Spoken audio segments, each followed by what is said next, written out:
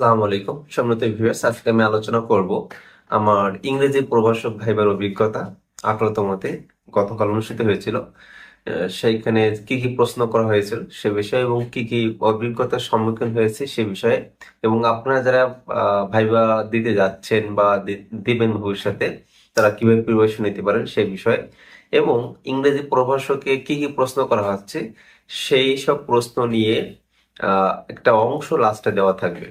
অর্থাৎ 4টা অংশে আমি ভাগ করেছি। প্রথমে আমাকে কি প্রশ্ন করা হয়েছিল, তারপর হচ্ছে কিভাবে প্রস্তুতি নিতে পারেন বাকিরা, আর থার্ড নম্বরে হচ্ছে আহ, আমার ভাইবার অভিজ্ঞতা, এবং ফোর্থ নম্বরে কিছু প্রশ্ন থাকবে বিভিন্ন ক্যান্ডিডেটকে জিজ্ঞেস করেছিল ইংরেজি প্রভাষক ভাইভাতে। তো প্রথমে আমাকে জিজ্ঞেস করেছিল প্রথমে যে তোমার লাস্ট ইনস্টিটিউশন সম্পর্কে ডিসক্রাইব বলো বলো। তো আমি সেই সম্পর্কে আমার ইউনিভার্সিটি সম্পর্কে আমি 5টা থেকে 6টা সেন্টেন্স বলি। তারপর আমাকে জিজ্ঞেস করা হয়েছিল একটা ট্রান্সলেশন করুন। আমি ট্রান্সলেশনটা করি, কিছু লাস্টের নামটা বাকি থাকে, ম্যাডাম সেটা বলে দেন। থার্ড নাম্বার আমাকে জিজ্ঞেস করা হয় যে মডার্ন পোয়েম নাম বলুন। ঠিক আছে, তো আমি বলার চেষ্টা করি। সো আরেকটা আমাকে জিজ্ঞেস করে হচ্ছে কারেকশন, তো আমাকে জিজ্ঞেস করে লাস্ট ইনস্টিটিউশন সম্পর্কে ডিসক্রাইব করুন। তারপর হচ্ছে অনুবাদ, একটা ট্রান্সলেশন জিজ্ঞেস করে, তারপর একটা কারেকশন জিজ্ঞেস করে, তারপর হচ্ছে আমার হচ্ছে জিজ্ঞেস করে হচ্ছে মডার্ন পোয়েম সম্পর্কে। এই বিষয়ে একটু ডিটেলস আলোচনা করব পরের ধাপে আমি ইনশাল্লাহ এই ভিডিওতে। দ্বিতীয় যে বিষয়টা, যারা এখনো বাকি আছেন তারা কিভাবে প্রস্তুতি নিতে পারে, তারা আপনাদের যে লিখিত প্রশ্নটি আছে এটা খুবই ডিটেলস মানে ভাবে পড়াশোনা করবেন, ডিটেলস ইন ডিটেলস। ঠিক আছে, আপনি বেসিক পড়বেন সাথে ডিপও পড়বেন, কারণ বেসিক থেকেও জিজ্ঞেস করে, মাঝে মাঝে ডিপ থেকেও জিজ্ঞেস করে। সো ওইটা ডিটেলস পড়বেন। এনটিআরসি যে 18 কোশ্চেনটি আছে, আর এইবার কলেজ প্রভাষকে দেখলাম যে হাই স্কুল লেভেল টাইপের কোশ্চেনও কিন্তু করতেছে। হাই স্কুলে যে কোশ্চেন গুলো করা হয়েছিল সেই কোশ্চেন কিন্তু কলেজ লেভেলও করা হচ্ছে। যেমন হাই স্কুলে ইংলিশ দেখা যাচ্ছে যে কোশ্চেন করেছিল আপনার ট্রান্সলেশন থেকে বা প্রিপোজিশন থেকে বা গ্রামার থেকে। এবার আমরা দেখলাম যে ইংরেজি প্রভাষকেও কিন্তু যে ওই ঠিক ওই লেভেলের কোশ্চেনই হচ্ছে। কারণ কি, আমরা জানি ইংলিশ প্রভাষক কিন্তু একটা অংশ আপনার কলেজের ক্লাস নেয়, এইচএসসি লেভেলের বা 9-10 মাদ্রাসায় ক্লাসও কিন্তু নেওয়া লাগে। সো সেক্ষেত্রে তারা এই বিষয়টা খেয়াল করতেছে। আপনাদের করণীয় কি হবে? আপনাদের করণীয় হচ্ছে 18 যে কোশ্চেন গুলো আছে সেটা ভালোভাবে সলিউশন করা, বা যে আপনি যে পরীক্ষাটা দিবেন লিখিত পরীক্ষার প্রশ্নগুলি সলিউশন করা, পাশাপাশি বেসিক যেগুলো আছে রিটেন যে সিলেবাস ছিল সেটা কমপ্লিট করা।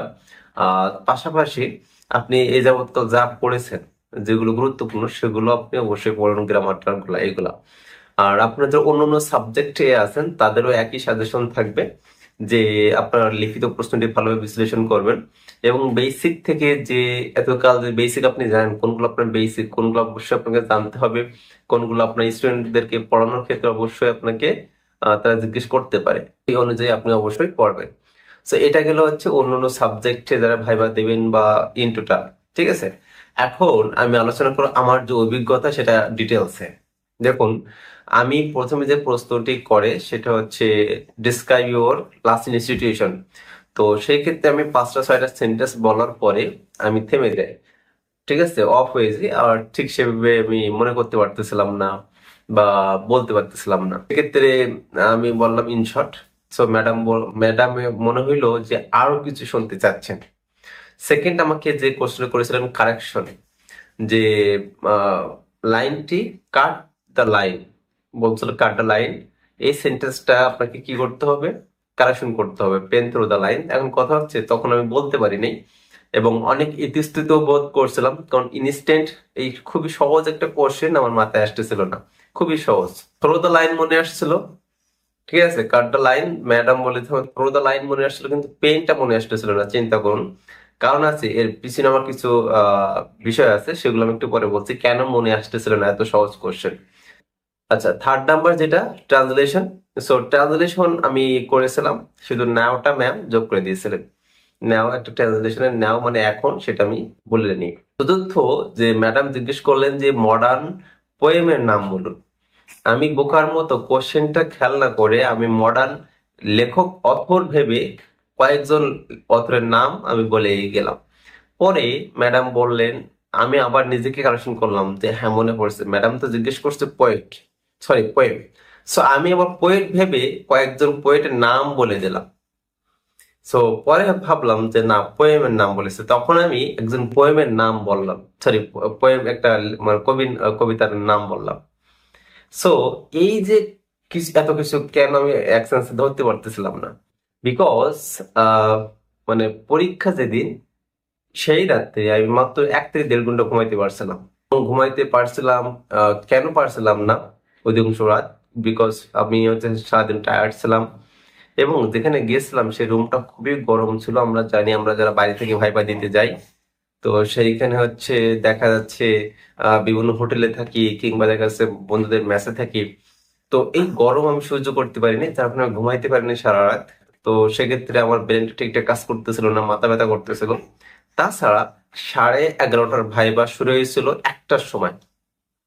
সো সেক্ষেত্রে একটা সমস্যা ছিল। তাছাড়া ভাইবা তো হালকা একটু প্রেশার থাকেই, যদিও আমি সেভাবে নেই, কারণ ভাইবা যে আমার একাডেমিক্যাল যে পড়াশোনা, অর্থাৎ প্রতি বছর প্রতিটা সেমিস্টারে, আমাদের একটা বছরে 2টা সেমিস্টার থাকে, তো প্রত্যেকটা সেমিস্টারে কিন্তু আমাদের ভাইবা সিস্টেম ছিল।